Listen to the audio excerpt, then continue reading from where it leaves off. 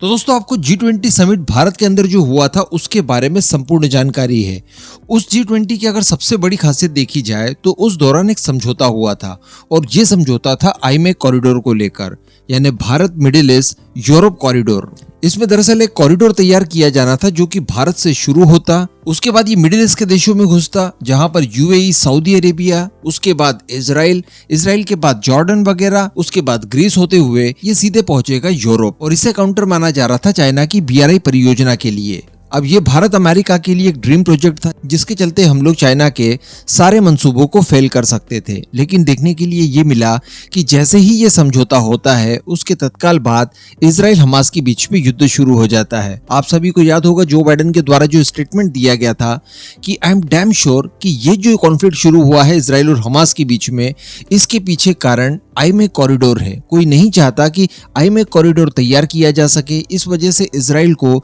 इस युद्ध में घसीटा गया है। हाँ, ये बात अलग है कि मैं किसी तरह का कोई सबूत पेश नहीं कर सकता, कोई एविडेंस मेरे पास नहीं है, लेकिन मामला यही है। और सभी जानते थे कि हमास को जानबूझकर किसी ने उकसाया है, जिसमें चाइना के रोल की भी बात की जा रही थी, रशिया के रोल की बात की जा रही थी, इसके अलावा ईरान कतर की भी बात की जा रही थी, टर्की जो कि नाराज फूफा की तरह बैठा था आईमेक कॉरिडोर को लेकर कि मुझे शामिल नहीं किया, तो संभवतः उसकी तरफ से भी ये उकसावे वाली कार्रवाई करवाई गई हो, क्योंकि जितने भी नाम मैंने आपको बताए, रशिया, चाइना, ईरान, कतर या फिर टर्की, इन सभी के अच्छे संबंध हैं हमास आतंकी संगठन के साथ।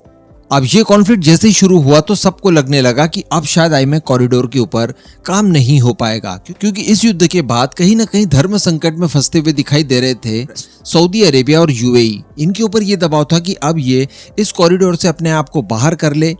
क्योंकि इस कॉरिडोर के लिए जो प्रमुख डेस्टिनीज थी उसमें एक इजराइल का हाइपा पोर्ट भी था। अब ऐसी परिस्थिति जब युद्ध चल रहा है इजराइल के साथ, तो भला कैसे OIC को लीड करने वाले दो देश सऊदी अरेबिया और यूएई इस कॉरिडोर में इजराइल का साथ देंगे। लेकिन दोस्तों हम सभी जानते हैं कि ये कॉरिडोर काफी ज्यादा इंपॉर्टेंट है और इससे सबसे ज्यादा फायदा भारत को है, और भारत इतनी आसानी से इस कॉरिडोर को हाथ से नहीं जाने देगा। अब बताया ये जा रहा है कि भारत ने इसको लेकर बातचीत शुरू कर दी है और शेखों के साथ यहाँ पर गारंटी पत्र साइन करवाए जा रहे हैं। जी हाँ,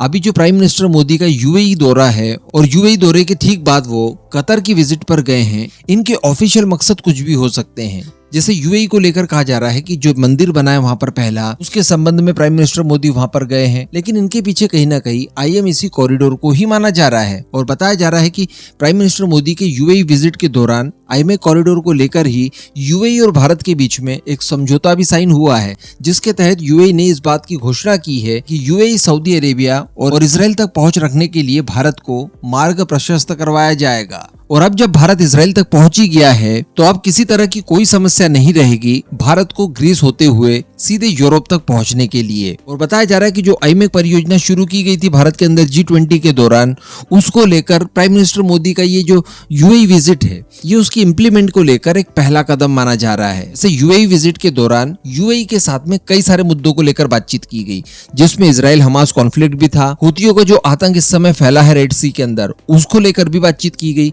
लेकिन आईमेक कॉरिडोर सबसे ज्यादा इंपॉर्टेंट था दोनों देशों के बीच में होने वाली बातचीत के दौरान। अब इस तरह की उम्मीदें जताई जा रही है कि यूएई की विजिट के बाद अब जब प्राइम मिनिस्टर मोदी कतर पहुंचे हैं तो वहां पर भी कतर के आमिर यानी अल थानी से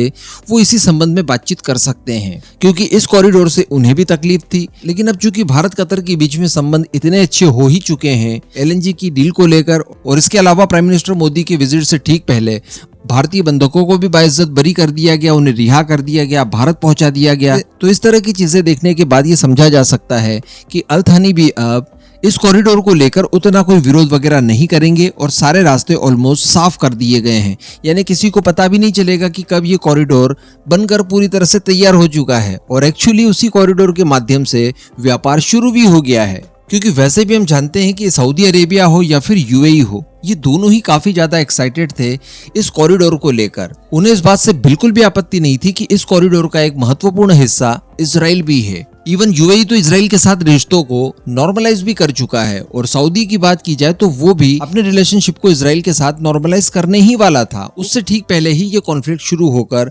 सऊदी अरेबिया को कहीं ना कहीं रोकने का काम किया गया। इसके अतिरिक्त मैंने आपको कुछ समय पहले बताया था कि इजराइल आईमेक कॉरिडोर के जरिए ही इजराइल को सऊदी अरेबिया से जोड़ने के लिए एक रेलवे नेटवर्क बिछाने की भी बात कर रहा है, जिसके लिए इजराइल $32 बिलियन तक इन्वेस्ट करने के लिए तैयार है। तो सऊदी अरेबिया चाहकर भी इन सारी चीजों को इनकार नहीं कर सकता था और वही सारी चीजें देखने के लिए मिल रही है। अंदर खाने इनकी सारी बातचीत हो चुकी थी और प्राइम मिनिस्टर मोदी के इस विजिट के बाद जो ये समझौता साइन हुआ है, इसे गारंटी पत्र के तौर पर देखा जा सकता है आईमेक के लिए। अब इस पूरे मुद्दे पर दोस्तों आपका क्या मानना है, नीचे कमेंट करके जरूर बताइए।